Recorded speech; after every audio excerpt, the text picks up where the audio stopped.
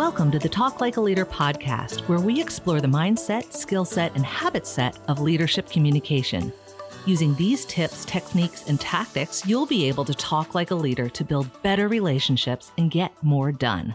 Your host is Guy Harris, who has more than 20 years of combined professional and military experience in consulting, coaching, and training in areas like team and interaction dynamics, communication strategies and tactics, as well as emotional intelligence. Take it away, Guy. Hi, this is Guy Harris. Welcome to Talk Like a Leader. This week's episode is titled More Than Just Words, Tone, Body Language, Timing, and Environment. First, let me start with a story. Actually, two stories. A number of years ago, I was with my friend Carl Smith, friend and colleague Carl Smith. He's been a guest on this podcast a number of times. Carl and I have been friends for a long time. We've worked together for a long time, since the late 1990s. We've known each other and worked together. We've trained together. We've developed content together. I've stayed in his home. He stayed in my home. We are very good friends. And I'm 6'2". Carl is several inches shorter than me. I am more task-oriented. Carl is more people-oriented. In the heat of the moment, when we're discussing ideas and concepts, it's very possible for me to get a bit intense or fast-paced relative to Carl. Now, this is a relative statement. Relative to my wife, I'm always slower. Relative to Carl, I can be faster-paced and more intense. Well, you combine the tone and intensity of my voice when we're talking about something I'm excited about with the fact that I'm taller than Carl, and if we're standing face-to-face, I'm basically looking down on him. And you have a potential recipe for miscommunication. Well, one day in training, this exact scenario happened. I had an idea about something we could do as the training was developing during the day. I approached Carl immediately after he had finished speaking. This is not only body language and tone issue, it's also a timing issue, frankly. He had just finished speaking. He was thinking about something else. I approached him with a new idea. I approached him face-to-face, looking down at him, quickly engaged in conversation, and as I tried to present my idea to Carl, his eyes went gray, and it was clear to me that Carl had left the building. Well, despite the fact that we're friends, despite the fact that we have a very healthy relationship, despite the fact that we like each other very much, and we both realize that neither of us means harm to the other, in that moment, my body language, tone, and timing put Carl in a threat response mode, and he basically kind of backed out of the conversation. There's another situation. I was coaching the sales manager for an auto dealership one time. Now, this sales manager happened to be a college football player, former college football player. He's a relatively large man. He's very fit, very large. I think he's probably around 6'4", broad-shouldered.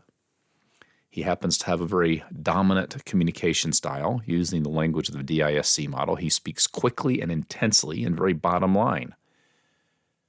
Well, he would approach members of his sales team, stand over their desk, and start talking to them about sales numbers, sales approaches, sales results, in his normal bottom line, direct, quick pace. And combine that with his physical size and presence, standing over people, and he frankly had a hard time getting his sales team members to open up to him and have conversation. As we were talking about this, and I offered to him that maybe he was coming across as scary to his team, he said, "Scary? I'm not scary. I'm just trying to get stuff done."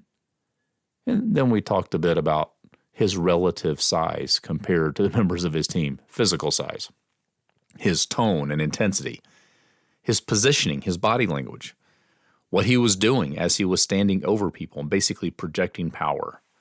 He didn't mean to project power.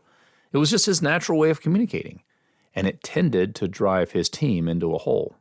We worked through that. He started to understand it better, started sitting down when he spoke to his team or inviting them to meet him at a coffee table in the break room or something like that, where it would change the environment and change the physical presence. And he got better results when he started changing the physical presence or changing the environment. Well, this all relates to a study done by Albert Morabian in the 1960s, and this study has been misquoted a number of times. But basically, the study revealed that in face-to-face conversations where people are talking about things like their feelings and their emotions and their perceptions, about 55% of the conveyed message comes from body language clues.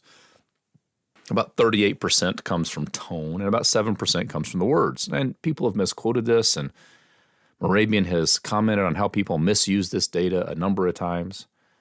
In my understanding, I think basically what it says, not that words don't matter, which is what I've heard some people say, but that when words and body language and tone don't align, then basically body language and tone carry the day in preference to the words. For example, North America, Western Europe, if you move your head side to side, it means no. If you move your head up and down, it means yes. And if I look at you and say, yes, I agree with you, while I nod my head side to side, my body language says no, my words say yes, and you will be at best confused because the body language doesn't line up. Now, the point of this is that if I want to be a really effective leadership communicator of any kind, I need to not only be mindful of my words, I also have to be mindful of my body language, my tone, my physical positioning relative to other people. Am I face-to-face or side-by-side? Am I standing or sitting? Do I have hands on hips? Am I pointing? Is my voice loud? Is it fast-paced? Am I physically larger than the other person? Am I looking down on them? Have I picked a bad time? Are they just not in a place to receive this? Is this the wrong environment? Is there something about the environment I brought them to that conveys a power message? Like, is my office perceived as a place where people go when they're in trouble, as opposed to a place where people go just to have a talk? Well, I don't know what your exact situation is. I will suggest that one way to be a more effective leadership communicator is to be incredibly mindful, and I would say even intentional, about tone, body language, timing, environment. Think about the message you're attempting to deliver and make sure that everything lines up to convey the right message. Now, Colin Powell recently passed away, and I read his autobiography a number of years ago, and I remember reading in that as chairman of the Joint Chiefs, he would move out from behind his official desk and take off his dress jacket or blouse that has all his ribbons and medals and all that kind of stuff on it, and move to a table to the side of the room where he was wearing just a shirt and tie, and he could sit more side by side with people who were more junior to him so that he could create a connection for them. So he was mindful of the power projection, both his status as the chairman of the Joint Chiefs and his office and his desk conveyed, and he intentionally did something to craft a better environment to make a connection with people so that he could communicate rather than deliver messages. Well, the point of this week's episode is this. Be mindful of your tone, your body language, your timing, the environment in which you're communicating. Be mindful of more than just the words you use. Be mindful of the whole communication package, and you can talk like a leader. This has been the Talk Like a Leader podcast. You can listen to this show every week wherever you get your podcast. If you haven't, be sure to subscribe so you never miss an episode. I'm Guy Harris, and thanks for listening.